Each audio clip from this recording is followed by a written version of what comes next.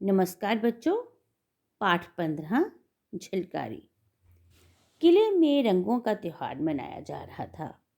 एक दासी कोने में चुपचाप खड़ी थी। महारानी उसके पास गई, उसका और उसके पति का नाम पूछा। दासी ने निसंकोच उत्तर दिया, मेरा नाम झलकारी है। मेरे पति पूरन महाराज की सेना में एक सैनिक हैं। महारानी उसके स्वर की दृढ़ता से प्रभावित हुई और उन्होंने झलकारी को महिलाओं की सेना में नियुक्त कर दिया। झलकारी बचपन से ही बड़ी साहसी और निडर थी। चढ़ती नदी को तैरकर पार करने और घने जंगल में अकेले घूमने में उसे बहुत आनंद आता था। वह गांव वालों की सहायता के लिए सदा तत्पर रहती। गांव वाले भी उसे बहुत प्यार करते थे। कहते हैं कि एक बार उसने खाली हाथ एक बाघ का मुकाबला किया था। तभी से लोग उसे शेरनी के नाम से पुकारने लगे। विवाह के बाद झलकारी झांसी आ गई। महारानी लक्ष्मीबाई की सेना में दाखिल होकर झलकारी तलवार और बंदूक चलाने का अभ्यास करने लगी।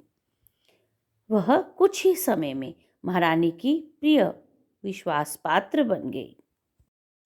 वह सदैव महारानी के साथ रहती, उनके साथ घुड़सवारी को जाती, व्यायाम और कुश्ती में भाग लेती। धीरे धीरे झलकारी युद्ध कला में दक्ष हो गई। यह वह समय था जब पूरे देश में अंग्रेजों के विरुद्ध विद्रोह की ज्वाला भड़क रही थी। अंग्रेज धीरे धीरे एक एक करके देश के राज्यों को हड़पते जा रहे थे। अब उनकी दृष्टि झांसी की ओर लगी थी।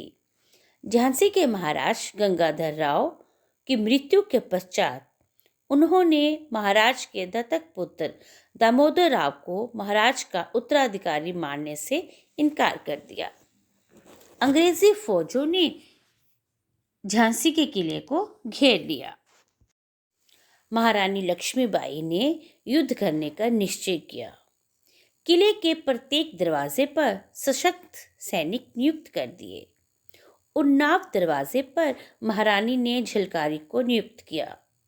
झलकारी बड़ी होशियार और दृढ़ता से मोर्चा संभाले हुए शत्रुओं पर गोले बरसाती रही। अंग्रेजी फौजों को ऐसे मुकाबले की आशा न थी। किले में घुसने के उनके सभी प्रयत्न असफल रहे। अंत में अंग्रेजी फौजों ने चोरी से किले में घुसने की योजना बनाई। किले के दक्षिणी द्वार के तोपची दुलाजी ठाकुर को उन्होंने रिश्वत देकर अपनी ओर मिला लिया।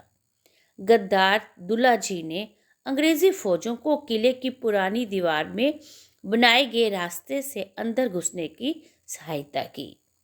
झलकारी पूरी तरह सतर्क थी।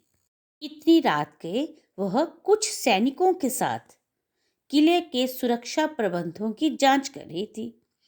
एकाएक उसकी दृष्टि अंग्रेज सैनिकों पर पड़ी। शीघ्र ही किले के खतरे की घंटी बज उठी। महारानी की सेना शत्रुओं पर टूट पड़ी और उन्हें किले से बाहर खदेड़ दिया। युद्ध पूरे जोश पर था, मगर कुछ ही दिनों में किले की रसद और गोला बारूद समाप्त होने लगा। महारानी के मंत्रियों ने उन्हें किले से बाहर किसी सुरक्षित स्थान पर चले जाने की सलाह दी। पहले तो महारानी तैयार नहीं हुई, किंतु स्वतंत्रता की ज्योति जलाए रखने के लिए ऐसा करना आवश्यक था। महारानी अपने दत्तक पुत्र को पीठ पर कसे अंग्रेजी फौजों को चीरती हुई भांडेरी फाटक से किले के बाहर निकल गई। सदा महारानी के साथ रहने वाली झलकारी आज भी उनके साथ थी। कुछ दूर निकल जाने पर झलकारी को जब यह विश्वास हो गया कि महारानी सुरक्षित स्थान पर पहुंच जाएंगी, तब वह वापस किले की ओर लौट पड़ी। महारानी जैसा भेष धारण कर सफेद घोड़े पर सवार हो तब बिजली की सी तेजी से अंग्रेजी सेना पर टूट पड़ी। अंग्रेज सैनिकों ने उसे महारानी समझकर चारों ओर से घेर लिया। वह बंदी बना ली गई।